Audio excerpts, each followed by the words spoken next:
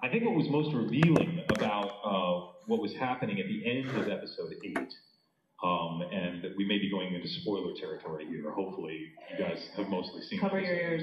But I think what was fantastic about Alucard going into the end of episode 8 and his sort of confrontation at the end of episode 8 with Anderson was this idea that he wants to be beaten. And it was an instinct that I had from the very beginning of the show. It was one of the things I told Taliesin. Taliesin kept saying, all these guys are trying to play him like a badass. And I go, that's not it. He's not a badass. I mean, he is a badass, but he's not trying to posture. He's not trying to be macho. He's incredibly bored. That is the key to Alucard. He's incredibly bored because he's aristocracy. He is nobility. He is surrounded by plebes. He's surrounded by nothing but peasants, and not one of them can give him a good fight. That's why he restricts himself. That's why he likes playing the sub. There's only one person that he will allow to dominate him, and that's Integra. Because this one little girl showed more will and more power and more spirit than any human he had ever come across. And he thought, if this one little girl has more balls than any other man I've ever met,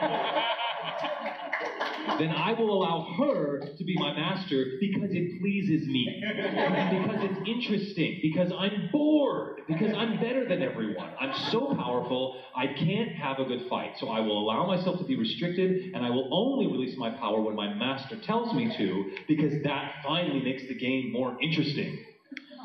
And so I always knew that psychologically from the very beginning with Alucard, even from the TV series. Clearly that's what was going on. What I didn't understand is that he also had a more metaphysical reason for what he was doing. That's a personal psychological reason. The metaphysical reason, the cosmological reason, the theological reason is he wants humanity to beat demon powers.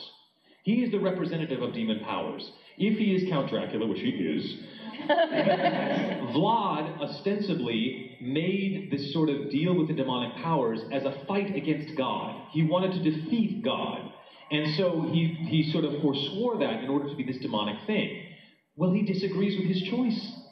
He thinks it was probably the wrong choice. And he would really love for a human to defeat him. But it must be a human. It can't be an angel. It can't be some sort of divine figure. And that's why he gets so angry when Anderson takes the nail and starts becoming this supernatural being. Because it's screwing up the argument. The argument is humanity is enough on its own. And trying to do this sort of demonic thing is actually dangerous, and is actually the coward's way out.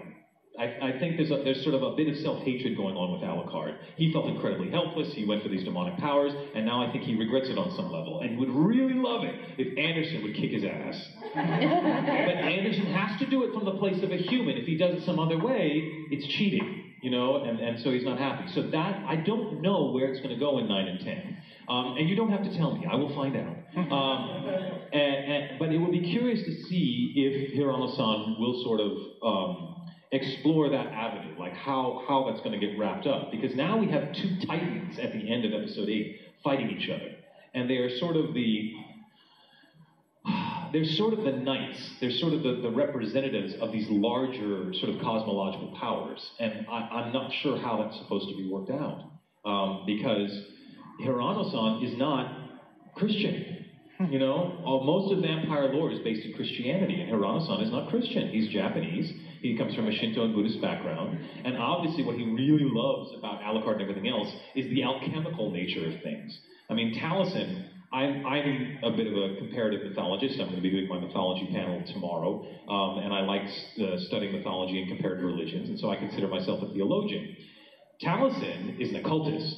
His knowledge of alchemy and the Ripley scrolls and all this sort of occult knowledge is incredible. So while I'm doing things on a sort of larger hero's journey, sort of comparative religion stance, he's getting into Aleister Crowley and all this sort of hidden esoteric stuff. He's translating the Theban on the back of Alucard's gloves. I mean, that's how far down the rabbit hole Taliesin is about this stuff, and I love it. And so it'll be interesting, you know, eating my wings to make, you know, the bird of Hermes is my name, eating my wings to make me tame. This is the phrase on the Ripley skull that the alchemists were using when trying to understand what it meant to transmute lead into gold, what it meant to transmute rough, dross humanity into a more spiritual thing, what it meant to try to create the Philosopher's Stone. I mean, this is the kind of stuff that's being played with.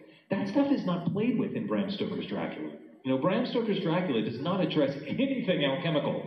You know, it's totally rooted in fears of dangerous sex and blood, because British people back then didn't trust those crazy gypsies from Eastern Europe with their tainted blood. It's all garbage, but that's what they thought. And also sort of what was taboo sexuality. When you watch Murnau's silent film Nosferatu, the vampire Dracula gets burned up in the sun, right? Except he was in the sun earlier in the movie with no problem. The reason why he gets defeated at the end of Murnau's film is because Wilhelmina willingly gives herself to him and weans him of his homosexual tendencies. Because remember, he was feeding off of Jonathan Harker before. But because she is willing to bring him back to good traditional heterosexuality, then that's what defeats him when the sun rises, you know? So vampires have always been sort of exploring what is the boundaries of acceptable sexuality. And so that's why Hellsing, I think, is so captivating now, is because it works on this BDSM level. Of course, now it's Am I saying something you didn't know?